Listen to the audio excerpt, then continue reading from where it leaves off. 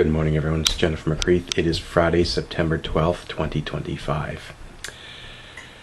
I've been reading a lot in the news about this shooting of Charles Kirk, and I gotta be honest, I've been so focused on municipal and provincial politics lately that I have not kept my eye on international politics, including in the US. I'm in St. John's, Newfoundland, Canada, on a small island. Well, not too small, but way out in the far northeast corner of Canada. So, anyway, I want to talk about this. I put out a feeler and said, who is this guy? What's he all about? And it's interesting to see most of my responses came from my transgender friends all around the world. So apparently this guy was well known as an anti-trans activist who has gone out of his way to paint transgender people in a negative light and has attempted to rally the Republican Party base to also turn against and or promote hate towards trans people. That's not very nice. I'll say that. But ultimately, some people are celebrating this guy's death. I can understand and appreciate why people might be so angry that they would want to do that.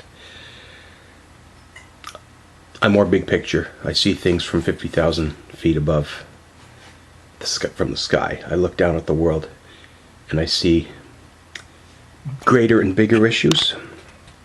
First and foremost, vigilante justice is not helpful. And maybe it's time, if the laws and the courts aren't dealing with this, maybe we need to be careful and look closely at the laws. Some people felt that this guy broke some sort of law or rule, or even broke a code of ethics. Maybe we need to look at hate speech laws, inciting violence laws. I know they're probably on the books down there, but I don't know what type of teeth they have. And I don't know if Mr. Kirk ever crossed that line. But when people lose faith in the system, that's when you see stuff like vigilante justice, protests, rallies, etc. So first and foremost, USA, you might need to take a look at yourselves in the mirror. And I'm talking to the government officials. I'm trying to remember, you have Congress people, you have senators, and of course you have a president, you have governors, and you have mayors. Think very carefully, because this usually happens because people don't have faith in the system. Either or,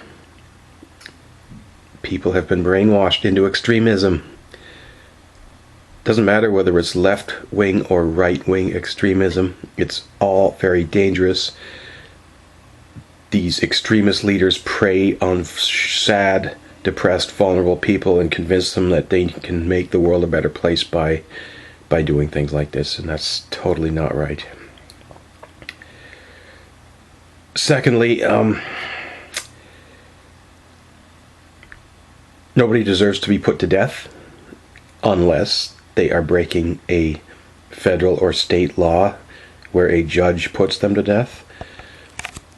I personally am not a big fan of the death penalty, but ultimately,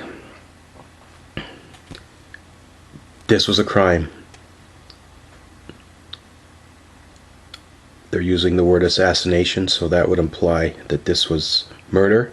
It was premeditated. In Canada, we call it first-degree murder, where somebody creates a plan in advance to attempt to kill someone, and then they go out and execute that plan. So yeah, that's concerning as well, and I don't know the background of this suspect. Were they radicalized? Were they mentally ill? Or did they know exactly what they were doing? And again, I don't claim to be an expert on gun rights and gun laws, but when you look at the stats every year, mass shootings and death by guns in the United States seem to be way higher than any other country in the world. Maybe it's time to take a careful look at who's allowed to have a gun and who's not. Just a thought. I gotta be honest, I have not been to the United States since 2011. And now that I'm a trans person, I don't feel safe entering that country at all, let alone going to some sort of a big open space. I'm not sure if this was a political rally or if it was some sort of a lecture. I know it happened, I believe, at a college, but it was a big open space with lots of spectators.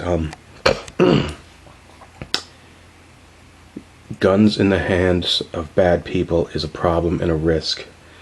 And maybe, just maybe, it's time for the United States to look very carefully about changing it from right to bear arms to privilege to bear arms. It's funny that all these pro-gun people over the past, God, I don't know how many decades, all of a sudden they're saying, well, maybe trans people shouldn't own guns. Wasn't there a trans-identified person that did some sort of a shooting maybe 3 or 4 weeks ago?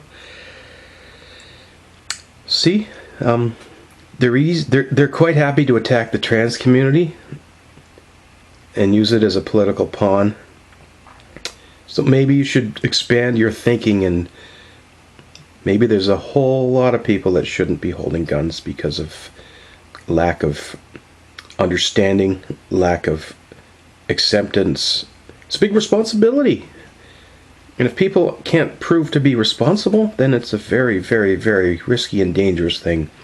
No different than giving somebody a driver's license. If you give somebody a driver's license and they don't know how to drive, and they don't have morals or ethics, who knows what they're going to do behind that vehicle.